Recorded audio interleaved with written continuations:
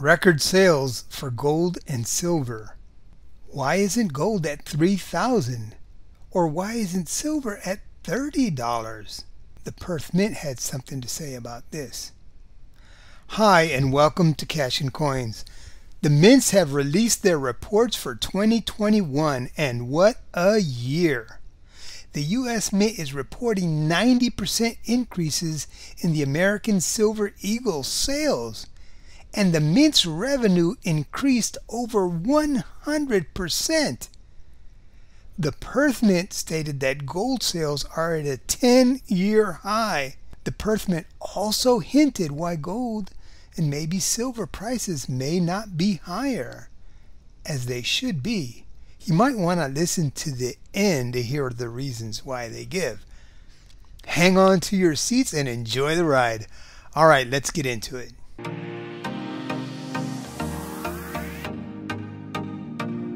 Hello, and thank you for joining me here at Cash and Coins. I do hope you are doing well. I do want to start off with thanking you for stopping by. If you could, hit the like button. If you're not subscribed, please do that too. I really appreciate it. It really does help my channel. Well, back to the subject. From what I see in my research, 2021 was a massive year for silver and gold. These metals popped like they haven't in a long time. I looked at the reports from the U.S. Mint, the Perth Mint, and the Royal Mint, and I was amazed to see the sales. Silver and gold are really selling, or they really did in 2021. Now, you know, we did have the silver squeeze thing going on, and some say it was a failure, but I guess it depends how you look at it. Sales were definitely affected, and silver is holding pretty strong, staying above $20, where 3 years ago it was in the lower to mid-teens. As you see here, the old normal versus the new normal for silver. All right, moving on. First, we should take a look at the U.S. Mint. They really had some awesome numbers for silver and gold. This is the U.S. Mint's 2021 annual report from their website. Look at this. 1.44 million ounces of gold. The year before it was only 860,000. It's about a 67% increase in gold bullion sales. Then let's look at silver.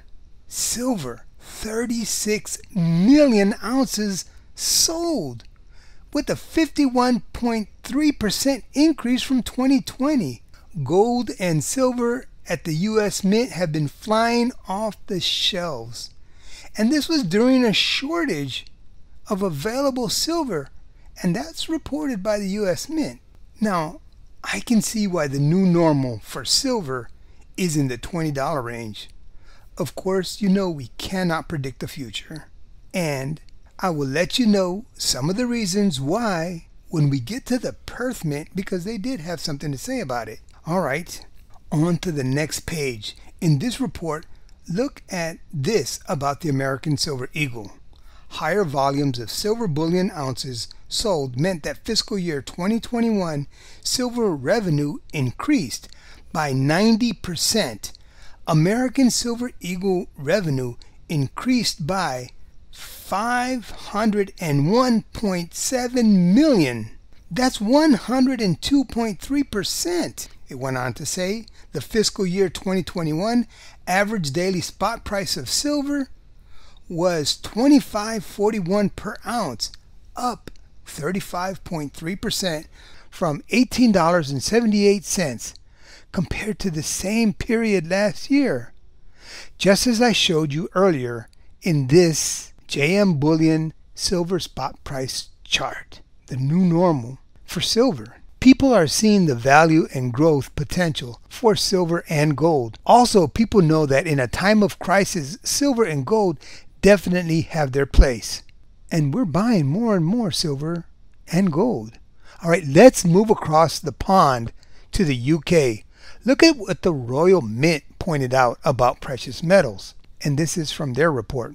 The Royal Mint stated, we delivered one of our best ever trading results, exceeding £1 billion in revenue for the first time. And that was from Graham Love, chairman of the Royal Mint. And the report went on to say overall revenue increased to £1.1 billion. 2019 to 2020 was only £568.5 million. This was predominantly driven by a significant increase in revenue generated by our precious metals division during the coronavirus pandemic. Did you hear that? 1.1 billion pounds, and that's about 1.5 billion US dollars. Quite an increase in the United States, quite an increase in the United Kingdom. So let's go on down under. Let's look at Australia's Perth Mint and see what they had to say about all of this. Their website had this article posted. Perth Mint records highest annual sales for gold in 10 years.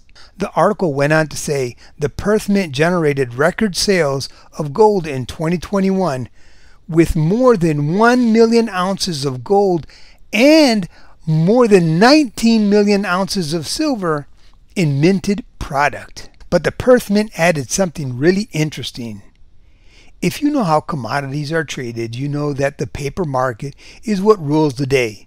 The paper market meaning how many shares in gold or silver are sold in the stock or commodity markets, not how much actual physical gold or silver is really sold. With that, look at this statement, and you might understand why gold is not at $3,000 or silver not at $30 or even $50. The article stated, despite these headwinds, demand was robust, evidenced through physical bar and coin purchasing, a recovery in consumer demand, and strong central bank purchasing, with the global ETF market the only weak sector in 2021. Did you read that? The global gold ETF market, the only weak sector in 2021. That says a lot. Physical demand outpaced paper demand for the precious metals. So here is a chart of the paper silver market. Silver is down 18% for last year, but the 3-year is up almost 12%. I know that there is a ton more that you can read into these charts, but I'm just showing you the raw numbers. I also wanted to mention, look at this chart for the gold, and this is Spider's Gold Shares, GLD, and it says the total return for year to date is minus 1.52, and for 1 year it's minus 7.02%, and this does also have a 3-year return at about 11%.